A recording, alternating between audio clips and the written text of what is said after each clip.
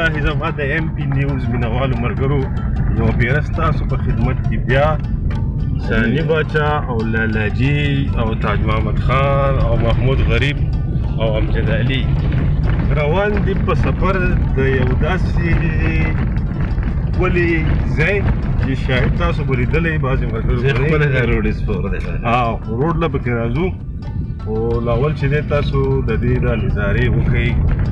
بیا به په دې باندې خبرې کوو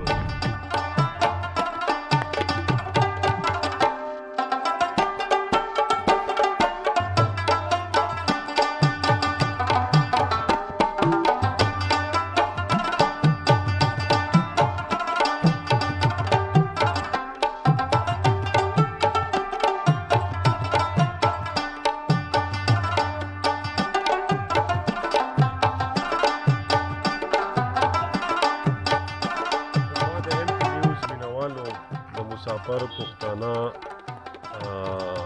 چې زموږ د ویب سایټ څومره کسان دي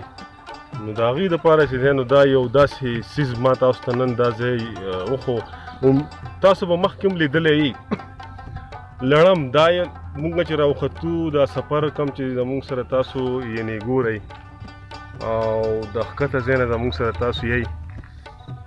نو دا ډېر یو زبردست لوکیشن دی ډېره زبردسته ویو ده که تاسو لاندې وګورئ د دې اونچایي زما څونه خیال دی 10-15 هزار میټر به وي او د سمندر د سطحې نه چې دی نو 8,000 میټره چې دی نو دا یعنې د سمندر د سطحې نه دا چوت دی ډېر ټاپ دی خو یوه خبره ده چې روډ یعنې صحیح روډ نه دی روډ خراب دی که چېرې د حکومت چارواکي په دې روډ باندې لکوټې نظر واچوي نو امید لرم چې سیلانیان به دې طرف ته ډېره مخه وکړي دا تاسو چې زما نه شاته کوم ویو ګورئ دا زما په خیال چې چکدره ده بټخیله ده تاسو ته به په سکرین باندې راځي هغه د ظلم کوټ کم چې اوس ټنل جوړیږي هغه به پکې هم تاسو ته راځي نو دا دې سایډ ته چې کوم تاسو وکتو دا هم دې خوا شاته کلي دي او دا چونکې په دې سایډ کې چې کوم دا چوت غر دی نو موږ چې اوس په کم ټایم کې په ټاپ باندې ولاړو دا د لړم ټاپ دی دې سایډ ته سوات علاقه ده او هغه سایډ ته زما په خیال چې ما په سکرین باندې تاسو ته د واورې د غرونه ښولو نو دا پته نه لګي چې دا د افغانستان غر دی او که د ګلګت غر دی خو تیمرګره سایډ دی دا نو ډېر ښکلی ویو ده د سیل دپاره ډېر زبردست دی او بس روډ چې دی په روډ باندې به زه یوه خبره کوم چې زموږ د حکومت چارواکو له پکار دي چې په روډ باندې د دې غور وکړي او دا روډ یعنې تعمیر کړي په دې کې ټانکې چې کومې دي هغه پکې ولګوي د دې چې کوم منتخب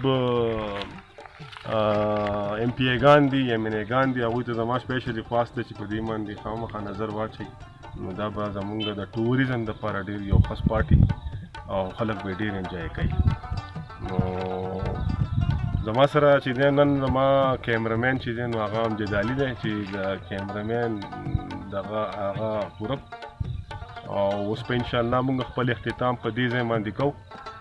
او په راتلونکي پروګرام د پورې چې دی نو ستاسو د ټولو مینوالو نه اجازت غواړم د لوی الله په نوم وسپارم د الله په امان